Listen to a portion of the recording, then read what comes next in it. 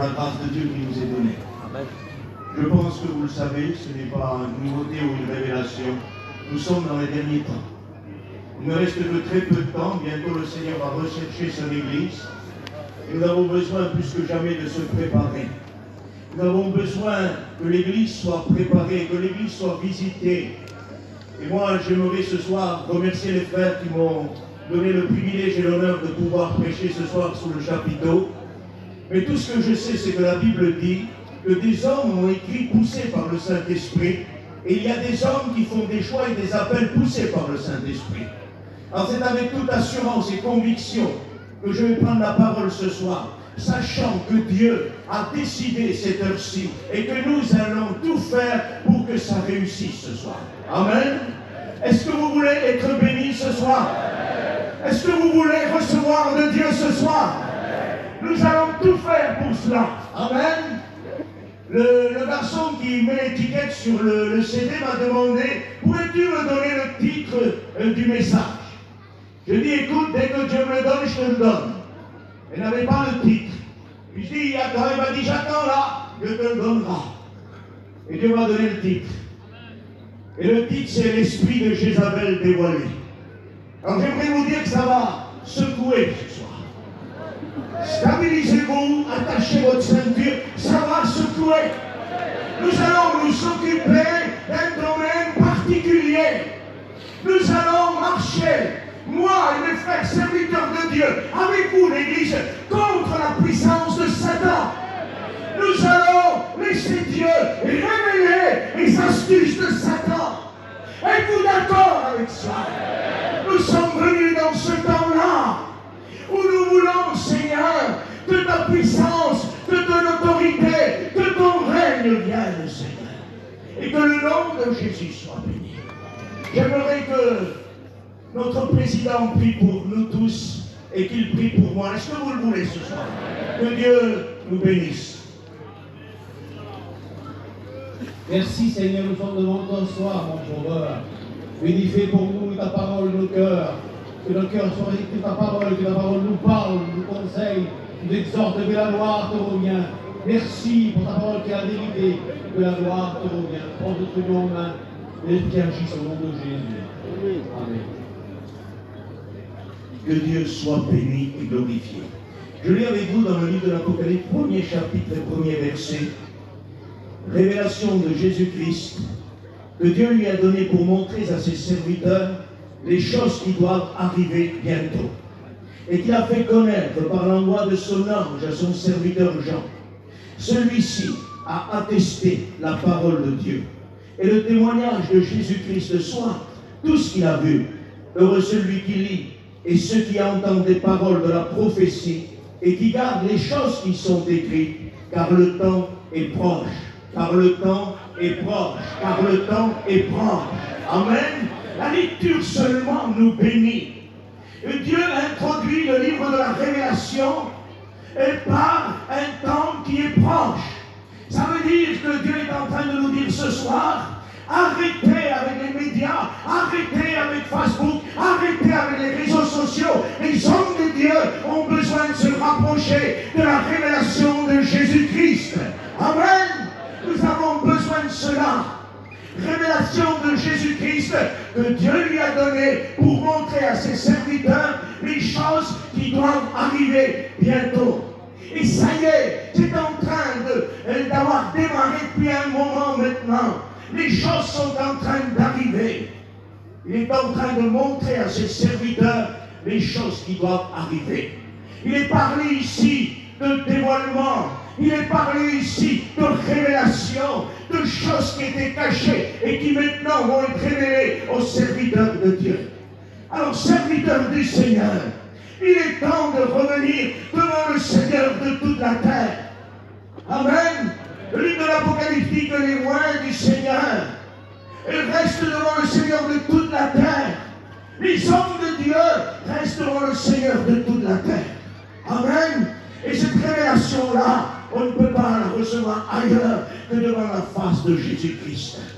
Quand il n'y a pas de révélation, le peuple est sans frein. Chacun fait ce qui lui plaît. Et quand la révélation, quand le dévoilement vient, chacun est repris dans sa décision, dans son caractère, dans son péché, dans son refus, dans son manque de repentance. Chacun est repris parce que la révélation arrive.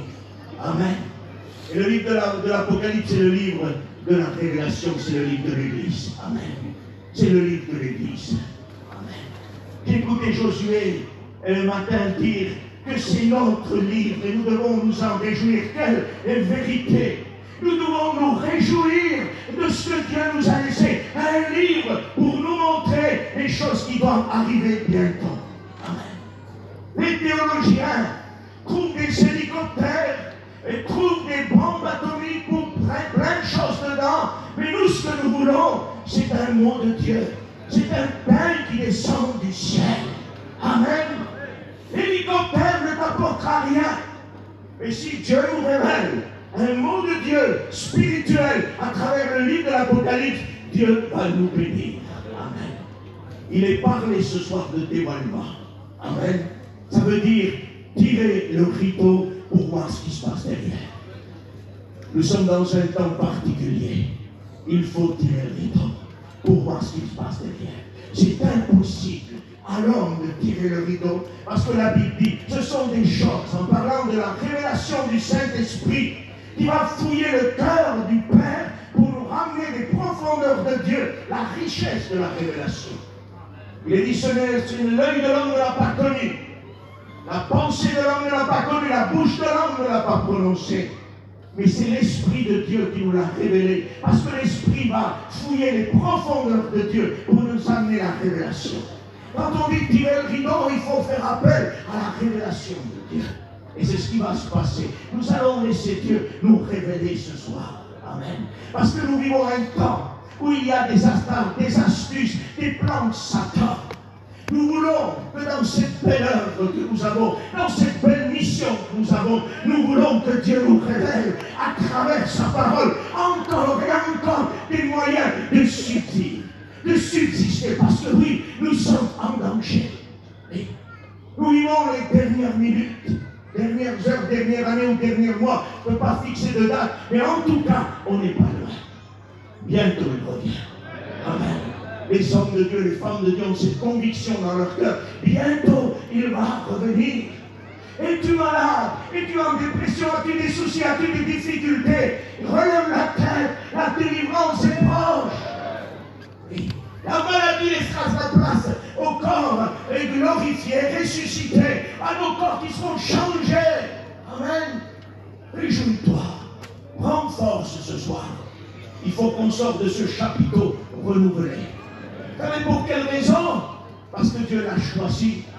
Et cette retraite spirituelle, écoutez, je vous donne le mot de Dieu que Dieu m'a donné tout à l'heure. J'étais dans ma chambre tout à l'heure et je cherchais Dieu comme chaque personne fait. Et voici ce que le Seigneur m'a dit. Cette retraite 2023 est un tournant pour votre mission. Est un tournant pour votre mission. Il va falloir lever le cap. Le Seigneur me parlait comme ça. Il me dit, si on ne redresse pas et si on n'aime pas le cap, nous allons baisser d'intensité. Il va falloir lever le cap. Amen. Il va falloir lever le cap et par la parole de Dieu, et par la prière, et par la consécration. Et que Dieu soit béni. Nous allons revenir à lui de tout notre cœur. Le but d'une convention, le but d'une retraite spirituelle, c'est bien de revenir à lui de tout notre cœur. Amen. Dieu n'est pas là. Écoutez, puis j'aimerais vous dire, ce soir, moi je suis assis avec vous. Parce qu'il va y avoir ce soir des choses que Dieu va me dire et qu'il va te dire. Mais je voudrais que tu comprennes que je ne suis pas là pour faire la leçon ce soir. Parce qu'un serviteur de Dieu ne fait pas la leçon, il prêche l'évangile. Et je suis mal placé, des personnes plus âgées que moi, et je suis mal placé pour faire la leçon. Mais je veux juste prêcher l'évangile ce soir et laisser Dieu révéler nos cœurs. Révélation de Jésus-Christ que Dieu lui a donné pour montrer à ses serviteurs les choses qui doivent arriver bientôt. Il y a des choses qui sont en train d'arriver. Arrêtons d'allumer la télévision pour savoir ce qui va se passer demain. Arrêtons de passer du temps sur les réseaux sociaux pour savoir ce qui va se passer demain. Arrêtons de chercher le message de Dieu sur les réseaux sociaux. mais cherchons le message devant Dieu. Ah oui, nos messages seront plus simples, mais ils seront le pain de Dieu. Ils seront la nourriture de Dieu. Parce que la Bible dit dans le livre des Lamentations, les enfants demandent du pain et personne ne leur donne du pain. Il dit, lève-toi au veille de la nuit, répands ton âme comme de l'eau. Quand tout le monde dort, lève-toi pour la vie de tes enfants. Et on a vraiment besoin que les serviteurs de Dieu se lèvent la nuit, le matin, quand le Saint-Esprit frappe, et qu'ils disent, lève-toi, il y a des enfants qui meurent de faim, l'Église meurt de faim, et tu as besoin de chercher le mot de Dieu. Amen. Et tu ne le trouveras jamais sur Internet ou sur les réseaux sociaux. Ça se trouve dans la parole de Dieu. On pourra trouver de beaux et de grands messages sur Internet, mais ça ne sera pas le pain qui vient du ciel. Il faut le mot de Dieu. Amen. Les gens ne se contentent plus de Bartimée, ils ne veulent plus de Jean 3,7, et le point central de la parole de Dieu. Ils n'en veulent plus maintenant. Il faut de l'hébreu, du grec et de l'araméen. Écoutez, je vous parle avec mon cœur. On a du mal à parler français, et vous voulez parler hébreu et grec? Il faut s'arrêter avec ça. Il faut s'arrêter. Il faut revenir à la simplicité de l'Évangile. Il faut revenir à la simplicité de l'Évangile. Qu'est-ce que tu fais, frère? Des frères qui ont reçu le grec, que Dieu les bénisse. J'en connais qui ont reçu le grec. Je m'assis pas, je suis béni pendant des heures. J'en connais d'autres qui n'ont rien reçu par rapport au grec. Ils ont reçu juste un ordinateur et ils sortent les notes de l'ordinateur. Et là, tu es empoisonné. Tu ne peux pas résister 15 minutes, ça t'étouffe. Tu as envie de sortir dehors. Laissons les hommes dont Dieu a donné l'épaule de grec. Laissons ces hommes-là abreuver l'Église d'une nourriture d'un trésor particulier. Mais jamais essayons de faire comme les autres font. À celui qui fera au plus beau message et au plus grand message, nous avons besoin d'un temps de Dieu. Ils sont capables de faire un temps de 5 minutes sur l'estrade si Dieu leur dit fais 5 minutes. C'est ce qu'on a besoin. Et que le mot de Dieu parvienne. Amen. L'esprit de Jézabel dévoilé. Jésus dit, j'ai des choses à vous révéler, il dit. Et ces choses-là sont rentrées dans nos vies. Et quand je dis nos vies, je parle. Moi, je suis avec vous ce soir, assis ici. Et c'est Jésus qui me parle. Et Jésus est en train de me dire, il y a des choses qui sont rentrées. Vous avez la doctrine, vous tenez la doctrine, vous tenez toutes choses. C'est merveilleux. Il y a des choses qui sont rentrées. Et ces choses-là, il va falloir que Dieu les dévoile. Pour que la puissance du Saint-Esprit puisse nous donner un renouvellement d'esprit et de force. Et que Dieu soit béni de revenir à lui de tout notre cœur. Amen. L'esprit de Jézabel dévoilé. Il y a une révélation de la parole de Dieu dans le livre de l'Apocalypse chapitre 2, je lis avec vous. 2,18 écrit à l'ange de l'église de Thyatire. Voici ce que dit le Fils de Dieu. Celui qui a les yeux comme une flamme de feu et dont les pieds sont semblables à de l'airain ardent.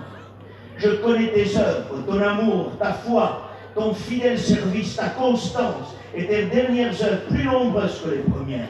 Mais ce que j'ai contre toi, c'est que tu laisses la femme Jézabel, qui se dit prophétesse, enseigner et séduire mes serviteurs, pour qu'ils se livrent à la débauche et qu'ils mangent des viandes sacrifiées aux idoles. Je lui ai donné du temps afin qu'elle se repente. Elle ne veut pas se repentir de sa débauche. Voici, je vais la jeter sur un lit, envoyer une grande tribulation à ceux qui commettent adultère avec elle, à moins qu'ils ne se repentent de leurs œuvres. Je frapperai de mort ses enfants, et toutes les églises connaîtront que je suis celui qui sonde les reins des cœurs. Je rendrai à chacun de vous selon ses œuvres. À vous tous, les autres de Thyatire, qui ne reçoivent pas cette doctrine et qui n'ont pas connu les profondeurs de Satan comme il les appelle. Je vous dis, je ne mets pas sur vous d'autres fardeaux. Seulement ce que vous avez, retenez-le jusqu'à ce que je vienne. Amen. Et que Dieu soit béni. Ce que vous avez, retenez-le jusqu'à ce que je vienne. Il est parlé ici de retenir quelque chose jusqu'au retour de Jésus. Comme si on voudrait comprendre que si on lâche quelque chose, il n'y a pas de possibilité que le Seigneur revienne. Et dans cette église de Thyatire ici, cette église-là ne part pas avec le Seigneur. Et nous allons le voir. Pourtant, elle travaille, elle a des œuvres, elle a des ministères. Et pourtant, elle ne part pas si elle ne se repent pas. Et si elle ne prend pas une position inverse parce que de ce qu'elle est, elle ne part pas avec Dieu. Et c'est pas moi qui le dis, c'est écrit. Et je le lirai au fur et à mesure avec vous. Et c'est écrit, c'est inscrit. Elle ne veut pas se repentir. Pardonnez-moi les mots, mais ici il est dit qu'il y a une enseignante, Jézabel, et cette Jézabel-là enseigne les serviteurs à se livrer à la débauche et à manger des viandes sacrifiées aux idoles. Pardonnez-moi les expressions, mais je ne peux pas être plus poli que Dieu. C'est écrit ainsi, et c'est ainsi que je peux le lire. Amen. Elle enseigne mes serviteurs. Nous avons vu que l'enseignement dans le livre de l'Apocalypse vient de Jésus. Révélation de Jésus-Christ que Dieu lui a donné pour montrer à ses serviteurs. Donc en règle biblique, c'est le Christ qui enseigne l'Église. Ici nous sommes devant Jézabel, donc Christ n'est plus l'enseignant, mais donc cette femme qui se dit prophétesse a pris le relais. Et l'Église ne reçoit plus l'enseignement de Jésus, mais elle reçoit l'enseignement de cette prophétesse-là. Et ce soir, nous allons tout faire pour que cet enseignement jézabélique soit brisé. Amen. Qu'il n'a plus aucun accès dans nos vies. Parce que oui, mes frères et sœurs, est-ce que j'ai la liberté parmi vous? Est-ce que vous savez qu'aujourd'hui, l'enseignement jézabélique est en train de faire de très gros dégâts? Très gros dégâts, oui. Et c'est pour ça que Dieu nous a donné cette parole de Dieu qui est écrite dans le livre de l'Apocalypse. Très important. La parole de Dieu dit, Dieu dira à Moïse, Moïse conserve un omer de manne pour la descendance à venir. Parcours la Bible à partir de ce moment-là jusqu'à la fin, tu ne trouves plus trace de cette manne cachée. Dans une des églises du livre de l'Apocalypse, il est dit à celui qui vaincra, je donnerai de la manne cachée. Amen. Il parlait d'une nourriture et gardée, mis de côté pour l'église du Seigneur. Et c'est dans le temps présent que cette nourriture se dévoile. Parce qu'on ne peut plus écouter, puis là, il faut que je sois compris à ce que je vais dire. On ne peut pas aujourd'hui se contenter de la même nourriture que nous avons reçue il y a 20 ans et manger toujours la même nourriture aujourd'hui. Vu l'iniquité qui a augmenté, vu la puissance de Satan qui a augmenté, il faut que la révélation de Dieu augmente dans l'église de Dieu. Parce que sinon on ne peut pas faire face. Est-ce que vous comprenez ça? Le mystère de l'iniquité agit déjà. L'Antichrist est en train d'arriver. L'Antichrist prendra les rênes du monde. Au moment où l'Église quittera la terre, il viendra non pas pour établir, mais pour régner. Amen. Mais nous connaissons, il est écrit, que le mystère de l'iniquité agit déjà. Ça veut dire que l'esprit de l'Antichrist agit déjà. Je répète ce que j'ai dit, ce n'est pas l'Antichrist qui agit déjà, mais l'esprit de l'Antichrist qui prépare la venue de l'Antichrist est en train déjà d'agir. Et à travers les manigances et l'esprit de l'Antichrist, il est en train d'attaquer l'Église. Il ne vous fera pas de cadeau. Il ne me fera pas de cadeau. Et les serviteurs de Dieu, je n'engage pas les anciens avec moi ce soir, mais ceux qui sont jeunes avec moi, les serviteurs de Dieu, il ne vous fera pas de cadeau. Il ne vous fera aucun cadeau. Il va falloir stabiliser nos vies, fonder notre ministère sur la parole de Dieu, parce que vient en plein en face de nous un esprit jézabélique qui s'attaque directement à qui? Aux chrétiens. Non, c'était qui? À mes serviteurs. Ça veut dire qu'on a en face de nous une attaque de Satan, établie par Satan depuis maintenant des années, et que Christ sait ce qu'il manigance, donc il le révèle dans le livre de l'Apocalypse. Il y en a qui disent non, le livre de l'Apocalypse, les églises sont des histoires et aujourd'hui ne nous concernent plus, non. C'est ce que Dieu a laissé croire à Satan depuis tant d'années. Et dans les temps derniers aujourd'hui, il révèle une nourriture pour l'Église à travers les 7 églises, à travers tout le livre de l'Apocalypse. Et nous sommes ici devant un dévoilement jézabélique sans précédent. Cette Jézabel-là se dit prophétesse. On m'a demandé une question il y a quelque temps, frère, est-ce que c'est la même Jézabel que l'Ancien Testament? J'ai répondu non, frère. L'ancienne Jézabel de l'Ancien Testament est morte, elle a été mangée d'après la prophétie dans son accomplissement par les chiens. Et ici, Satan est en train de faire comme une résurrection d'une Jézabel nouvelle. Et cette Jézabel nouvelle est 1000 fois plus puissante que la Jézabel de l'Ancien Testament. Parce que Satan sait que là où le péché abonde, la grâce surabonde, donc il met des puissances de Satan plus fortes pour pouvoir briser.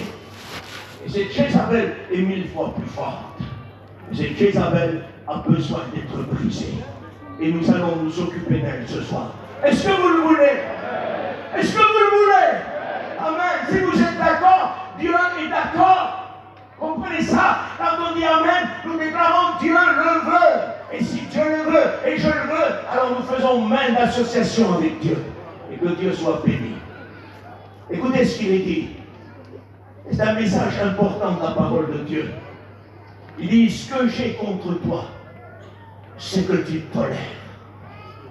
Ce que j'ai contre toi, mais, c'est le mais qui est gênant. Parce que Dieu met ici comme une restriction, un accès quelque part limité.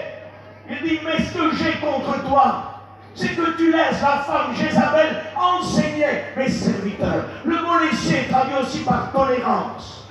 Il est en train de faire une reproche à cette église. Il dit, ce que j'ai contre toi, c'est que tu tolères, c'est que tu laisses faire. Peuple du Seigneur, où en sommes-nous avec la tolérance? Où en sommes-nous avec le laisser-faire? On peut avoir la meilleure des doctrines et nous l'avons. Amen, vous croyez à ça? Moi je crois que nous avons la meilleure doctrine parce que notre doctrine nous l'avons tirée de la parole de Dieu. Mais on peut avoir la bonne doctrine, on peut avoir la doctrine marquée sur le registre de notre mission.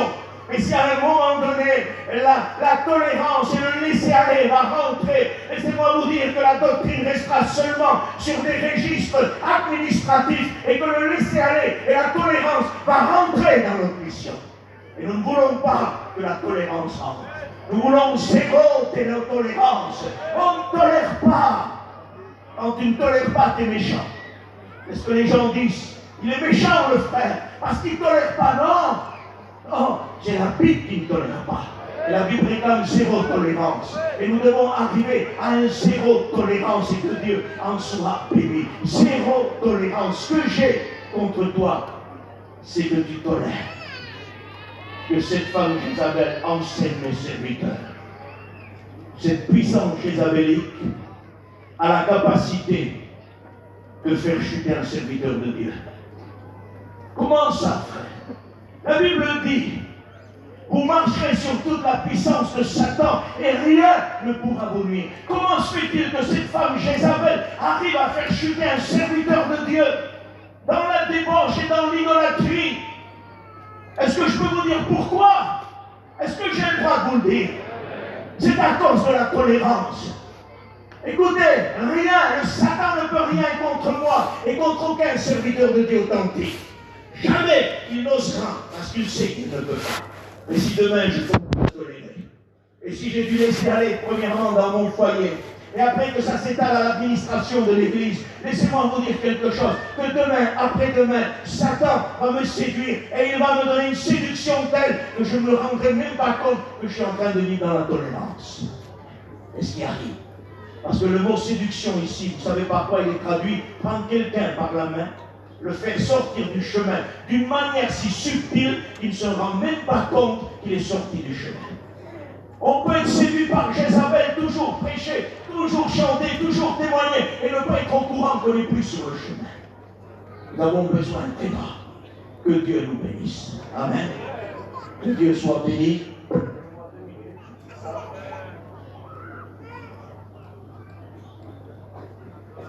Nous avons besoin, peuple du Seigneur, que la révélation touche mes cœurs. Je ne sais pas quelle heure il est 9h, il n'est pas tard. On ne va pas se presser, vous comprenez?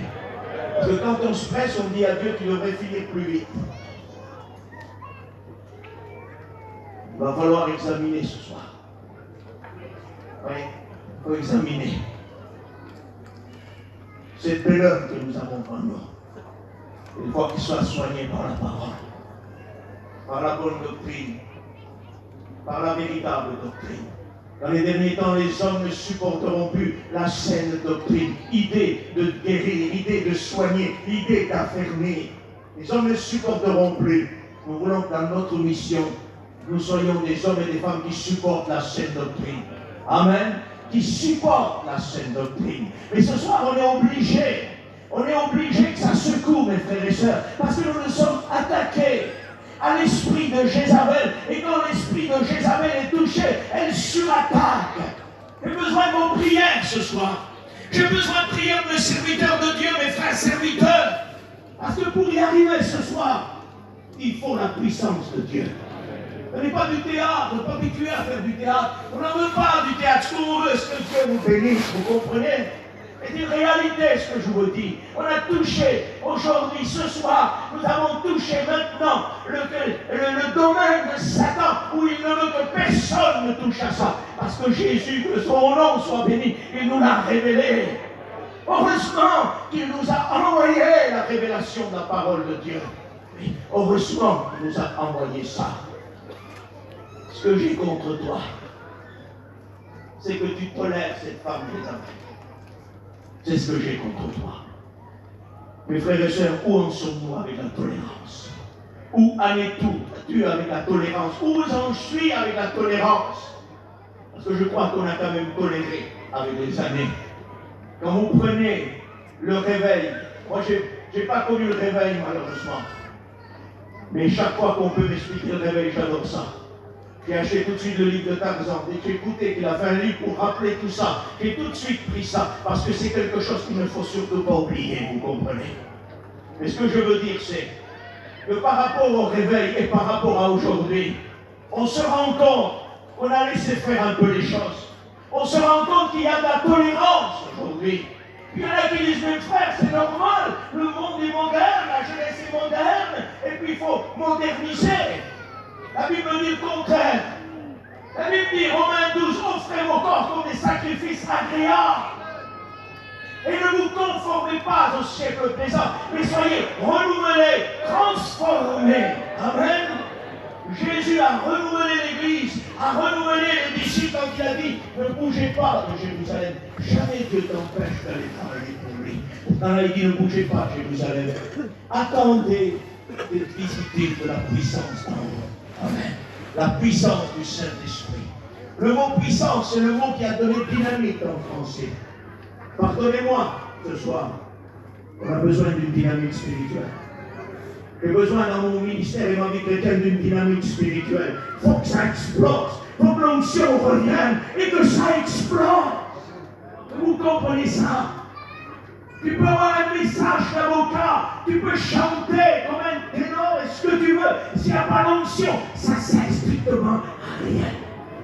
Le résultat, il est dans l'onction. Notre mission ne modernise pas. Non, notre mission est transportée par la révélation du temps présent. Les années sont passées, il y a une révélation pour le temps présent, et pour quelques années, si Dieu tarde à venir, il y a cette révélation-là, et ça c'est la nourriture de l'Église. On ne se renouvelle pas avec le monde, désolé. Ce que nos anciens ont fait, on doit faire. Et on ne doit pas faire plus ou moins, mais faire au moins ce qu'ils ont fait. Vous comprenez? Où en sommes-nous avec la lassitude? Où en sommes-nous avec le laisser-faire? Avec la tolérance? Et là, on saigne les serviteurs. Et quand il dit serviteurs, ce n'est pas seulement les serviteurs, l'Église de Dieu. Mais il veut montrer qu'il s'attaque.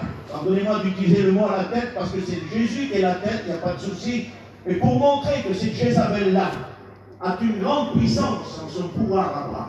Elle sait qu'elle est puissante, parce qu'il est dit, elle s'attaque à mes serviteurs. C'est-à-dire qu'elle n'a pas peur. Elle sait qu'elle est armée. Elle sait d'où vient sa puissance, et on le verra tout à l'heure. Elle sait d'où ça vient la puissance. C'est pour ça qu'elle ose faire affront aux serviteurs. Il les enseigne à se livrer à l'impudicité. Pardonnez-moi l'expression biblique. L'impudicité, c'est le contraire de la pudeur. Le monde a fait naufrage par rapport à la pudeur. Mais nous, l'Église du Seigneur, on ne peut pas faire naufrage par rapport à la pudeur. Mais nous devons garder la pudeur et la morale plus que toute autre chose. Un chrétien, c'est pudique, un chrétien a une moralité irréprochable. Est-ce que vous êtes d'accord avec ça? On ne peut pas chanter un cantique ou prêcher l'évangile ou alors témoigner si nous nous sommes dans l'impudicité, pardonnez-moi, mais le texte est réel ici. Avec Jézabel, on prêche, on témoigne, on chante avec de l'impudicité. Est-ce possible? Oui, c'est possible. Le Seigneur le révèle. C'est possible. Et on a besoin d'aller maintenant vraiment fouiller nos cœurs. Parce que Dieu connaît. Il dit, je te connais. Il a des yeux comme des flammes de feu. Il te connaît. Là où tu es maintenant, à l'instant même, il connaît tout de ta vie. Où personne ne voit, lui, il voit. Quand tu te crois seul, lui, il a les yeux sur toi. Examine ta vie. Je vais examiner ma vie ce soir. Seigneur, quand je suis tout seul, comment je me comporte devant toi? Est-ce que vous comprenez? Écoutez, j'aimerais vous dire ça. Ce n'est pas pour introduire quelque chose que personne du monde a dit, mais Voltaire a dit. Quand ils éteignent les flambeaux, ils se livrent à la plus grande impudicité qu'il peut y avoir. S'il vous plaît, quand nous éteignons les lumières et les flambeaux, par exemple de nos chapiteaux, de nos réunions, on ne peut pas se livrer à n'importe quoi. Parce que tel nous sommes dans le chapiteau, tel nous sommes dehors. Amen. Êtes-vous d'accord avec ça? Que Dieu soit béni. Il est en train de secouer. Le royaume de Satan est en train d'être secoué. Le royaume de Satan est en train de trembler. La puissance de Satan est en train de vraiment comprendre qu'elle va lâcher prise dans quelques instants. Amen. Parce que la puissance de Jésus est au-dessus de tout. Le monde a sombré. La statue de Daniel en chapitre 2, elle nous montre les générations qui nous ont succédé. Elle montre une déchéance, si vous voulez, de la moralité. La tête d'or de la statue, magnifique, c'est de l'or. L'or, c'est très cher et c'est beau, et ça vaut vraiment cher. C'est-à-dire que les valeurs morales, les générations qui nous ont précédés en départ, ils avaient des valeurs morales qui ressemblaient à l'or. C'était solide, c'était fort, c'était fort. Et les frères, nos anciens, nous sans parler de chrétienté, étaient plus moraux que nous aujourd'hui étant chrétiens. Sans parler de chrétienté, nous sommes un peuple où la moralité existait en nous. Il y avait ça sans parler de chrétienté. Ils vivaient mieux que nous par rapport à ce que nous on accepte aujourd'hui dans la vie chrétienne. D'un malaise parmi nous. Le monde a sombré, c'était de l'or, la moralité était bonne. Après, on va descendre de la statue, il y a une décadence qui se fait morale, et là c'est l'argent. L'argent, c'est pas mal, ça vaut son prix, mais c'est pas de l'or. Ça avait déjà bougé, là, la décadence morale arrivée. Après tu descends, c'est de l'airain. L'airain, ça vaut moins que l'argent. C'est devenu vraiment pas terrible, le moral, la pudicité qu'il pouvait y avoir, la pudeur, si vous voulez, elle commençait à disparaître. Et en descendant vers les pieds de la statue, tu te rends compte que c'est du fer. Et le fer, il n'y a pratiquement plus de moralité. C'est terminé. La moralité a disparu du monde aujourd'hui. Et si aujourd'hui tu n'es pas pécheur, tu es rejeté de la civilisation moderne. Si tu ne pêches pas, tu n'es pas accepté. Si tu pêches, tu es accepté. Et quand tu vas jusqu'au pied de la statue, des pieds de fer et d'argile, l'argile avec le fer, c'est incompatible. Tu peux prendre l'argile et la lier avec le fer, ça va tenir, mais dès que tu bouges, ça bouge et ça casse. Nous sommes aujourd'hui dans le temps où la moralité est devenue impossible. Une impossibilité, une alliance impossible entre la moralité et le monde d'aujourd'hui. C'est les pieds de la statue qui révèlent ça. Il n'y a plus de possibilité d'amélioration de la moralité. Nous allons vers l'impudicité, l'impudicité, l'impudicité et la catastrophe planétaire que le monde n'a jamais connue. Il va sombrer dans le péché total. Et là, la pierre qui est venue sans le secours d'aucune main va briser tous ces royaumes qui se sont succédés. Et là, Dieu établira son règne. Et là, il établira de nouveau la morale et la sainteté sur la terre. Amen. Mais pour l'instant, on a sombré. Mais l'Église du Seigneur ne peut pas sombrer avec le monde. Non. Et regardez comment je peux continuer. Vous êtes bien. Vous êtes assis. Il fait bon là-dedans. Il est très bien. On va prendre le temps qu'il faut, n'est-ce pas? Regardez comment ça se passe. On n'est pas touché par la moralité, c'est le monde, ça. Regardez voir par où ça passe par la télévision. Et la télévision dans ton foyer, je n'ai jamais parlé de la télévision, Dieu me demande de le faire, je le fais.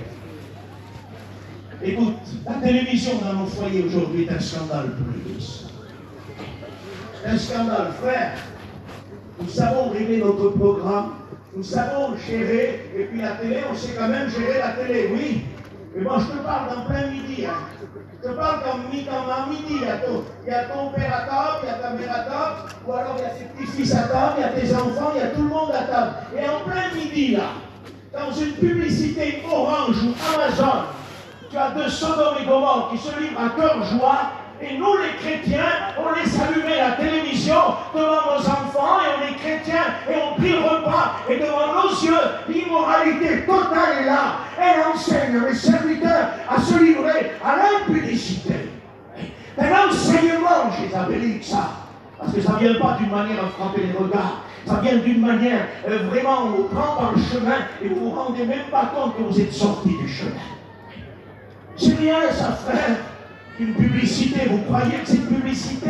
Non. Je vais vous démontrer que c'est grave. Moi qui suis grand-père comme plusieurs avec moi ce soir ici, si mon petit-fils de 6 ans et mon autre fils de 3 ans est avec moi, imaginez-vous, et qu'à la télévision, en plein midi, le grand-père mange avec son petit-fils, c'est normal. Et puis à un moment donné, il y a deux Sodome et Gomorrhe qui se livrent à cœur joie. Et moi, le grand-père, en voyant ça dans la télé, je fais semblant de boire un verre d'eau ou de tourner un peu la tête pour que la publicité passe, et personne ne dit rien. Vous savez ce que Satan va dire à mon petit-fils, qui ton grand-père, qui est serviteur, aurait vu cette chose comme mauvaise, il aurait crié, il aurait éteint la télé. Mais parce qu'il ne l'éteint pas, c'est pas si mauvais que ça. Et j'aimerais vous dire quelque chose. Si on ne fait pas attention, si on tolère trop, mes frères et sœurs, nous allons, si le Seigneur parle, à venir voir dans nos peuples des générations se lever de cette catégorie-là, à cause de la tolérance que nous acceptons chez nous. C'est grave, c'est de la tolérance, ça. Et on n'a pas le droit. Regarde la télé si tu veux, mais la télé, quand elle commence à te scandaliser, il faut arrêter. Il y en a qui disent, frère, tu nous scandalises là, avec ce que tu dis. Non, pas moi qui vous scandalise. C'est votre poste de télévision à la maison. En plein midi, avec les enfants, la femme, vous vivez un scandale devant vos yeux. Et si on n'arrête pas ça, si on ne ferme pas ça, nous allons tolérer des choses qui se rendent, et après nous allons être séduits. Et là, on va être aveugles. On continuera à prier. Il y en a qui n'éteignent même plus la télé aujourd'hui. Tu vas prier pour leurs malades, ils n'éteignent plus la télé, il faut qu'ils éteignent s'il te plaît la télé. Est-ce que vous comprenez? La télé est un moyen de transmettre le monde dans la cellule chrétienne. Le monde ne peut pas agir ailleurs que par la télé, parce que nous, on ne va pas normalement dans le monde. Mais faites attention, on disait aux chrétiens, n'allez pas dans le monde. Aujourd'hui, il faut dire, faites attention, le monde est bien dans l'église. J'ai vu, dit la Bible, les nations rentrer dans ton sanctuaire. Nous sommes en train de vivre ce temps-là, où les nations sont en train de rentrer dans le sanctuaire. Mettons un frein, fermons l'accès. Fermons l'accès. Frère, empêchez le matin de se fermer l'accès et sécuriser. C'est merveilleux! Merveilleux de sécuriser aux portes et de ne pas laisser rentrer, comme ça a été dit ce matin. Comprenez ça? Et la télé, c'est une porte à fermer. Il faut des contrôleurs devant la télé, parce que sinon, elle va transmettre à nos enfants la pourriture et le péché du monde entier. Le monde a levé le poing contre Dieu.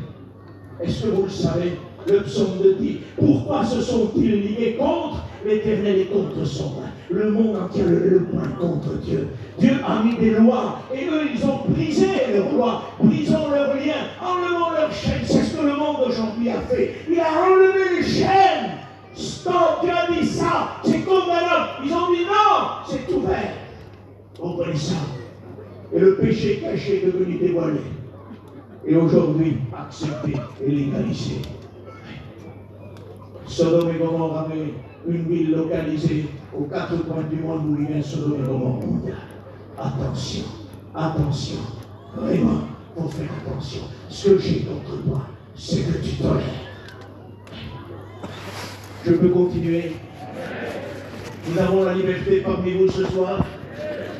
Il faut vérifier la moralité chrétienne. Il faut vérifier la pudeur chrétienne à tout prix. On ne peut pas se permettre d'être sur l'estrade d'une certaine personne et en bas de l'estrade une autre personne. Ça ne marche pas. Non. Ce que vous êtes sur l'estrade, vous êtes en bas de l'estrade. Ce que vous êtes dans votre témoignage, vous êtes hors de votre témoignage. Ce que vous êtes dans votre chant, vous êtes hors de votre chant. Sinon, ça ne marche pas. Ça ne marche pas. On n'accepte pas que des chanteurs chantent pour le monde et qu'après ils chantent pour Dieu. Ça ne passe pas. Vous savez, la Bible dit que, en chapitre 4 du verset de l'Apocalypse, il est dit qu'il voit une porte ouverte. Et ça, on pourrait dire que l'unanimité trouve que c'est la porte de l'enlèvement d'église, et on est d'accord. C'est l'enlèvement d'église, il n'y a pas de problème. On part avec Dieu. Chapitre 4, verset 1er. Il parlait d'une porte. Étroite et resserré le chemin qui mène à la vie. Large et spacieux le chemin qui mène à la perdition. Mais attention, la porte resserrée, il n'y a pas tout qui passe dedans. Il y a des choses qui ne passent pas. Et il faut faire le tri dans notre vie, parce que ça ne passe pas. Ça ne passe pas. Nous avons toléré des choses. Excusez-moi, une guitare qui joue pour le monde n'est plus apte à jouer pour Dieu. Ah mais frère, tu as perdu la raison là. Tu vas trop loin.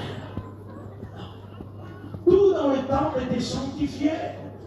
C'est écrit dans la parole. Tout était sanctifié. Moïse sanctifia tout. Et par le sang, il purifia tous les ustensiles et tout. On trouve des guitaristes dans la mission qui chantent pour Dieu, puis 2 minutes après, ils te chantent un flamenco. Enfin, un jour, j'étais dans un certain pays, puis ne m'intéresse pas de dire où, c'est l'expérience qui m'intéresse. Je n'étais quelques frères. Et puis les frères, j'étais dans ma chambre aussi, puis à un moment donné, il dit, on va dans la chambre d'à côté, si tu veux venir, on va aller prier. Je dis, d'accord, j'arrive dans quelques instants. Et à un moment donné, c'est pas prier qu'ils sont partis, c'est chanter. C'est pas mal ça, frère. Ouais, non, mais c'est pas chanter des cantiques, c'est chanter du flamenco. Et s'amuser avec une guitare à faire du flamenco. Et là, un poids lourd est tombé sur moi, dans cette chambre-là. Les écouter faire ça. Et le Seigneur me dit, tu vois, l'instrument n'est plus apte à jouer pour moi. Et celui qui joue sur l'instrument, encore moins, il n'est plus apte à chanter pour moi. Mon fils s'est acheté une guitare. Il était jeune. Et sur cette guitare, il voulait chanter pour Dieu. Et puis à un moment donné, il a chanté des musiques du monde. Il dit, tu n'apprendras jamais, mon fils. C'est impossible que Dieu te permette de faire deux choses à la fois. Tu ne peux pas tromper Dieu. T'acheter une guitare pour chanter des cantiques, tu chantes des choses du monde, tu n'y arriveras jamais. Il n'y est jamais arrivé. Jusqu'au jour où il a décidé. Il est venu moi, il dit, il faut que je rende cette guitare. Dieu m'a parlé, et il faut que j'achète une autre guitare et je vais jouer pour lui. Et celle-là, je la consacre à lui. Il dit, mon fils, quand tu la ramènes, il faut que tu la consacres devant Dieu. Aujourd'hui, il joue de la guitare. Vous savez combien il a joué? En une nuit et un jour, il a joué de la guitare. Et des cantiques. Est-ce que vous comprenez? Il y a des choses qui sont encore réelles, mes frères et sœurs. Ce monde moderne nous enlève des choses réelles, mais les choses sont véritables. Elles sont véritables. Où en sommes-nous? Je vous en supplie. On tolère tout. On avance un peu dans la tolérance. Vous le voulez ce soir? Vous êtes sûr? Est-ce que vous êtes sûr? Parce qu'il faut avoir votre approbation, hein? Parce qu'on ne peut pas faire marche arrière après. Hein? Quand Dieu a parlé, il a parlé. Hein? Il faut prendre des dispositions après. Êtes-vous d'accord? Je vous le redemande. Amen. Que Dieu soit béni. Où en sommes-nous, peuple du Seigneur, par rapport à la tolérance dans nos mariages d'aujourd'hui? Où en sommes-nous, peuple du Seigneur? Où en sommes-nous? Est-ce que nos mariages ressemblent à des mariages chrétiens? Ou est-ce qu'ils ressemblent à des mariages mondains?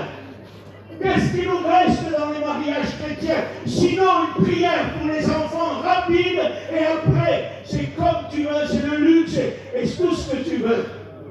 Des mariages à 20, 25, 30 et juste en bas de l'échelle, parce qu'il y en a qui coûtent plus cher. Mais quand même, c'est le standard, 20, 30 000 euros, c'est quand même cher. C'est cher pour un mariage chrétien, ça. Écoutez, Tarzan dire, ton mariage a coûté moins de 10 euros. Moins de 10 euros. Oh, le mariage d'aujourd'hui, moins de 10 euros, tu as perdu la tête. Tu ne peux même pas mettre du gasoil pour aller acheter. Comprenez ça? Nous avons laissé trop faire. Nous avons trop toléré parmi les chrétiens. Nos mariages, elles font honte à ceux qui n'ont rien. Pardonnez-moi, ils font honte à ceux qui n'ont rien. L'apôtre Paul a dit, quand vous vous réunissez, c'est pour faire honte à ceux qui n'ont rien.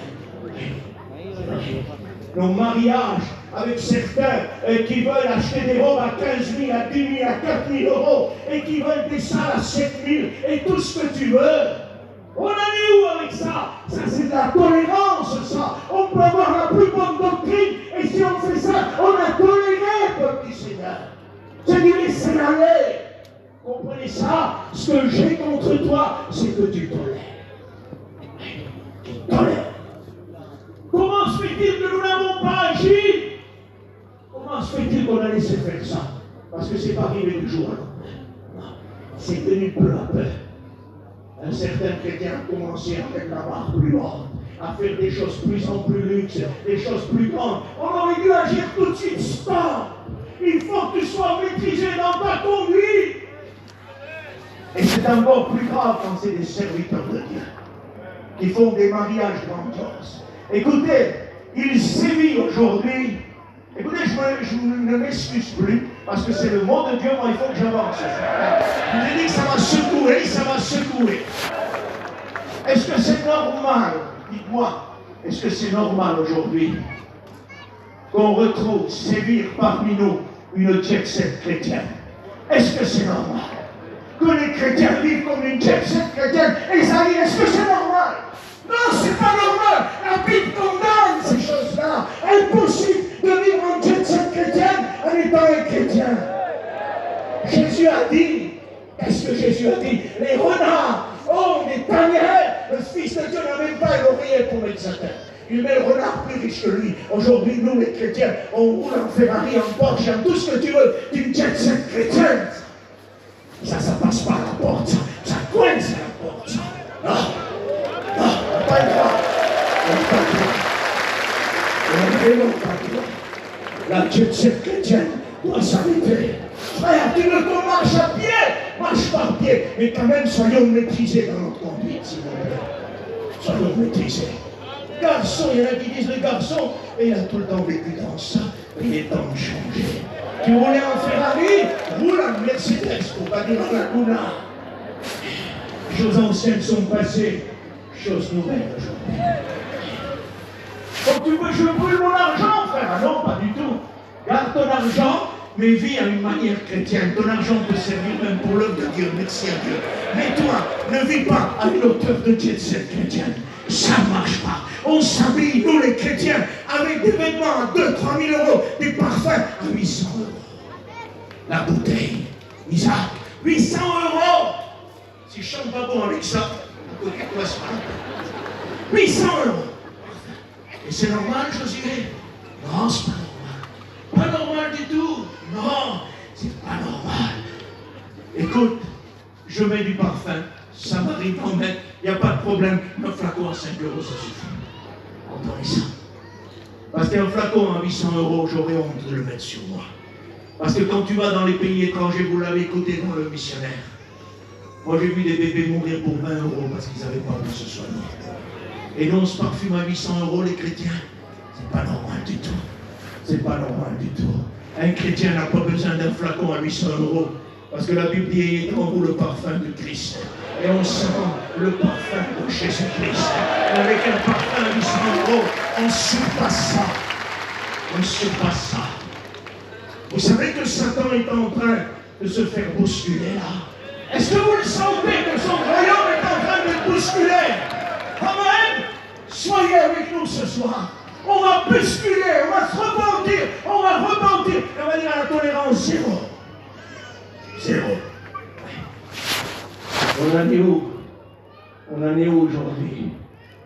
Dans nos anniversaires, peuple du Seigneur. Les anniversaires à 50, 60 000 euros. Ça n'existe pas, frère, un gâteau, ça ne vaut pas 50 000 euros. Oui, mais on ne se contente pas d'un gâteau. Il y a des cadeaux. On m'a rapporté, il y a quelque temps, qu'un futur étudiant avait fait un anniversaire et qu'il avait offert à son fils une voiture de 70 000 euros. Et il était prêt à partir aux études. Et les frères m'ont dit ça. J'ai dit, les frères, pardonnez-moi. Pour moi, il est disqualifié. Pour moi, il est disqualifié. Il ne peut pas aller à l'école. Est-ce que vous comprenez ça? C'est de la tolérance, ça. Mes frères, ce n'est pas interdit. Si, Timothée 3 dit que si quelqu'un désire l'œuvre d'évêque, il désire une œuvre excellente. Mais il faut que l'évêque ait 17 conditions d'admission au service. Et dedans, il y a la maîtrise de soi. Et quand on fait ça, on n'est pas maîtrisé de soi. J'ai dit, si c'est moi, il est disqualifié. Il reste assis pour plusieurs années. Est-ce que vous comprenez? On a besoin d'arrêter la tolérance. C'est nous qui poussons la tolérance parce qu'on n'agit pas. Parce qu'on n'agit pas. On s'est habitué, peuple du Seigneur, à vivre comme le monde vit. Il faut vraiment que nous puissions. Est-ce que je peux continuer, mes frères? On peut continuer quelques instants. Nous avons besoin de prendre des initiatives. Amen. Est-ce que vous êtes d'accord pour améliorer? Amen. On ne va pas sortir de ce chapiteau en arrivant à zéro tolérance. Il faut démarrer à améliorer ce soir. Vous comprenez? Il faut prendre une décision. Parce que vous savez ce qui est grave là, c'est qu'il est dit, je lui ai donné du temps pour qu'elle se repente. Mais elle ne veut pas se repentir de sa débauche. Ça veut dire qu'elle ne veut pas bouger de sa situation.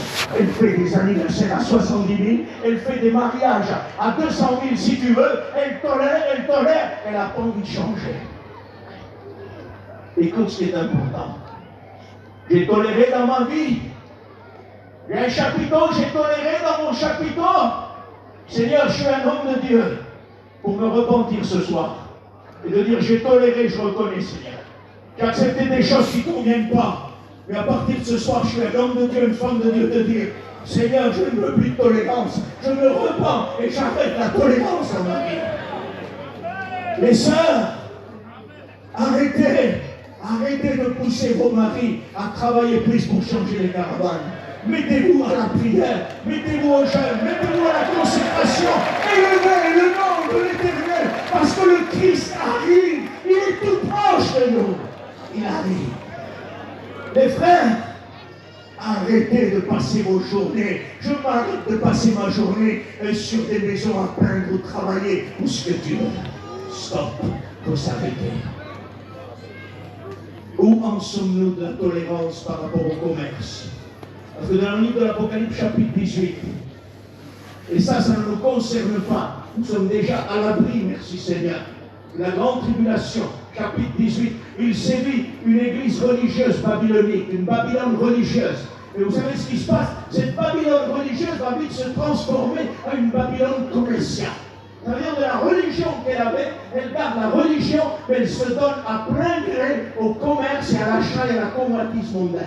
C'est ce qu'on trouve dans Apocalypse 18.4. Et dans le temps où nous sommes aujourd'hui, et ça sévit aujourd'hui cet esprit-là. Cet esprit de convoitise qui nous laisse une religion, mais qui nous donne à rentrer dans le travail et le commerce mondial. Faisons attention à ça. Mes frères et sœurs, où en sommes-nous des plateformes commerciales que nous sommes en train d'ouvrir? Des plateformes sur Internet commerciales pour le travail sont en train de s'ouvrir. Les gens sont pris par le travail à 10 fois plus qu'ils étaient.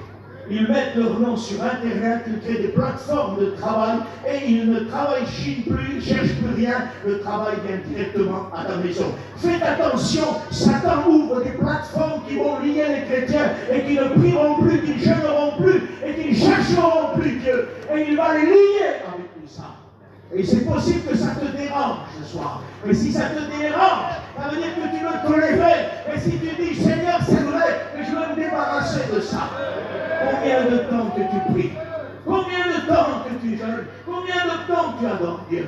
Combien de temps? Frère, je le faisais il y a quelques années. Aujourd'hui, tu sais, les enfants ont grandi, il faut faire des mariages, bien sûr, à la somme que j'ai dit. Donc, frère, c'est compliqué, tu vois, donc j'ai plus trop le temps de prier. C'est lamentable de ne plus avoir le temps de prier. Vaudrait mieux-il ne pas marier ni sa fille, ni son fils, ni rien du tout, si c'est pour marier le fils ou la fille et ne plus avoir le temps de prier. Est-ce que vous comprenez ça? On a besoin plus que jamais de revenir à l'Éternel. Il y a des frères qui m'ont donné cette information-là. J'ai des frères qui tournaient avec moi en mission. Puis à un moment, ils sont venus voir, il dit, c'était des frères, je ne tourne pas avec toi. Le frère a dit, il y a d'autres missions que Dieu te bénisse. Non, c'est pas ça. C'est que j'ai trop de travail, je ne tourne plus. Est-ce que vous croyez que c'est une bénédiction, ça? Ne vous y trompez pas. Quand Dieu, écoutez, je crois à la bénédiction du Seigneur, et à l'enrichissement de la part de Dieu.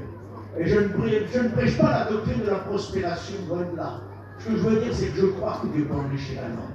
Il a enrichi Salomon, c'était l'homme le plus riche de son époque. Il peut m'enrichir s'il le veut, il peut enrichir mes frères qui sont là. Il n'y a pas de problème sur ça. Mais quand la bénédiction de l'Éternel est donnée, elle n'est suivie d'aucun mal. Comment se fait-il que ces travailleurs sur plateforme d'Internet n'ont plus de prière, n'ont plus de jeûne, n'ont plus rien du tout? Ils ont juste une carte de commerce, ils sont livrés au commerce, et ils sont livrés à l'idolâtrie, à l'homophobisme, et n'ont plus de vie avec Dieu. Comment se fait-il?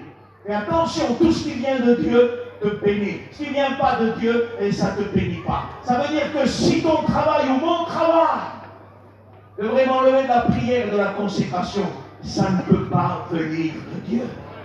Je te le redis, tu peux venir à 15 000 personnes, je serai tout seul devant les 15 000 personnes. Quand Dieu bénit, c'est suivi d'une bénédiction. Mais si tu donnes quelque chose, tu donnes ta prière pour le travail et que tu ne pries plus, ça ne vient pas de Dieu. Fais attention à ta vie. Jamais Dieu te donnera, il me donnera quelque chose qui va me sortir de la consécration. Ça voudrait dire qu'il me donne un bâton pour me faire battre. Non. Le Seigneur, quand il donne, c'est suivi d'aucun mal. Et nous devons faire attention. Où en sommes-nous? C'est de la tolérance. C'est de la tolérance. Les sœurs, je vous engage et je vous encourage à garder la tenue vestimentaire de la chrétienne.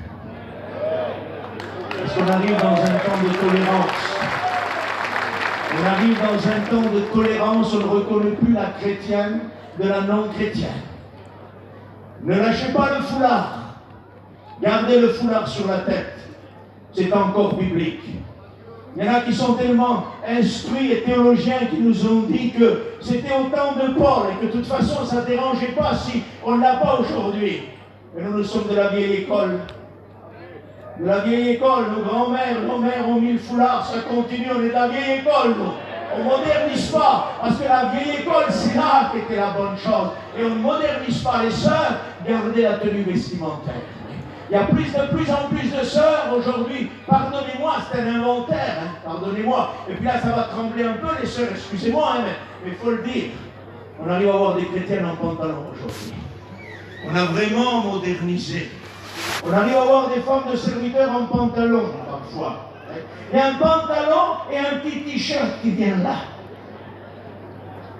10% de jupe et 40% de pantalon. On a besoin vraiment d'arrêter la tolérance. On a besoin de vivre en tant que ce que nous sommes. Nous sommes des enfants de Dieu et on doit ressembler à ça. Les frères, on laisse les sœurs tranquilles. On peut parler de nous un peu. Je vous conseille de garder la tenue vestimentaire du chrétien, les frères. Arrêtez de vous habiller en leggings, en collant de contention. Arrêtez de vous habiller de cette manière-là. Habillez-vous correctement. Serviteurs de Dieu, vous n'avez pas le droit de vous habiller en leggings ou collant de contention. Ce n'est pas possible. Vous portez l'évangile, vous devez être digne de notre habillement. Le monde habille notre église. Toujours les sœurs, toujours les sœurs. Oui, mais les hommes là en collant. Bien sur les stades, il est en collant. Frère, on ne peut pas porter des packs téléphone, d'accord, non? Il y a des limites quand même. Il y a des limites entre un collant, un leggings et un pack téléphone, vous comprenez ça? Mais oui, mais aujourd'hui, tu as quelques serviteurs qui veulent s'habiller moderne là. Ils veulent montrer leurs muscles, ils veulent montrer leur corps là. Il faut s'arrêter avec ça. C'est de la tolérance, ça. On ne peut plus accepter ces choses-là. On ne peut plus. Tu veux prêcher comme ça, tu prêches chez toi comme ça, mais tu ne touches pas à nos estrades dans ces débats-là. On ne peut plus accepter tout, excusez-moi. On ne peut plus accepter. Pourquoi vous croyez qu'il y a cette période-là? Parce que nos anciens n'ont rien accepté. Rien accepté. Ils ont donné leur vie pour rien accepter. Et nous, aujourd'hui, on a oublié tout leur travail. Quand j'écoutais les frères parler, Notre père ne nous a pas vu grandir, on n'a même pas vu naître. On a oublié tout ce qu'ils ont fait pour mettre un collant sur nous, pour mettre un pantalon pour une soeur, pour plus mettre le foulard. On va oublier tout ce qu'ils ont passé. Non, non. On va se souvenir tous les jours de ce qui était. C'est ce que nous ont confié. L'apôtre Paul dit à Timothée, par le bon dépôt. On a reçu un bon dépôt. Et ce bon dépôt-là, on va avancer avec lui. Parce que sinon on tolère. On tolère. Est-ce qu'on peut continuer quelques instants? Le caractère d'un serviteur de Dieu. Je le redis, je n'engage pas les anciens ce soir. Il y a des jeunes avec moi, je vous parle à vous. Le caractère d'un serviteur de Dieu. Il y a trop de caractère impulsif aujourd'hui. Trop. Et le caractère d'un serviteur, c'est doux. C'est doux, c'est pas un ours, non. Aujourd'hui, le caractère est devenu impulsif des serviteurs de Dieu. Ils adorent la querelle. Ils aiment la querelle. Un serviteur du Seigneur ne doit pas avoir de querelle. Comment se fait-il que nous tolérons que parfois un serviteur de Dieu élève la voix, s'enrage contre un autre serviteur de Dieu ou un chrétien, et ça passe comme ça, et on n'agit pas. On n'a pas le droit d'agir. C'est de la tolérance si on n'agit pas. Est-ce que vous comprenez ça? Comment se fait-il qu'on a toléré que des sœurs prophétisent, que des frères prophétisent et que dehors, n'importe quoi est dit par leur bouche? Ils insultent leurs enfants, ils disent des atrocités, et après dans l'église, ils prophétisent. Attention, Saül a prophétisé. Et à un moment donné, dès qu'il a arrêté de prophétiser, il veut tuer David. Ne sois pas celle ou celui qui prophétise et qui est capable de tuer ton frère après. Non. Quand tu prophétises, tu te mets devant Dieu. De toute façon, écoutez, pour être biblique et doctrinal, la Bible dit que la prophétie doit fonctionner, doit agir avec la foi. C'est-à-dire que notre foi doit être basée sur la parole de Dieu pour croire que ça vient de Dieu. D'accord? Mais il faut que la sœur, le frère, il ait une notion de la parole de Dieu. On ne peut pas dire n'importe quoi dans la prophétie. Donc on ne vous demande pas d'être lecteur de 24 sur 24 de Bible. Et quand Dieu vous a fait un don de prophétie, dans les temps où nous sommes, vu la séduction satanique qui traîne, vous avez tout intérêt de lire la parole de Dieu. Parce que vous saurez à l'instant même que la prophétie qui vient de Dieu ou elle ne vient pas de Dieu. Il y a deux sources, écoutez. Et quand on est léger en Dieu, il y a deux sources qui peuvent agir. Quand on est fondé en Dieu, il n'y a qu'une seule source. Et quand on est léger en Dieu, il y a deux sources qui peuvent agir. Que Dieu nous aide et que Dieu nous fasse grâce. Il n'est pas tard, je vais continuer. De toute façon, on ne peut pas s'arrêter là. Comment se fait-il? Aujourd'hui, l'Église met le calendrier grégorien devant ses yeux.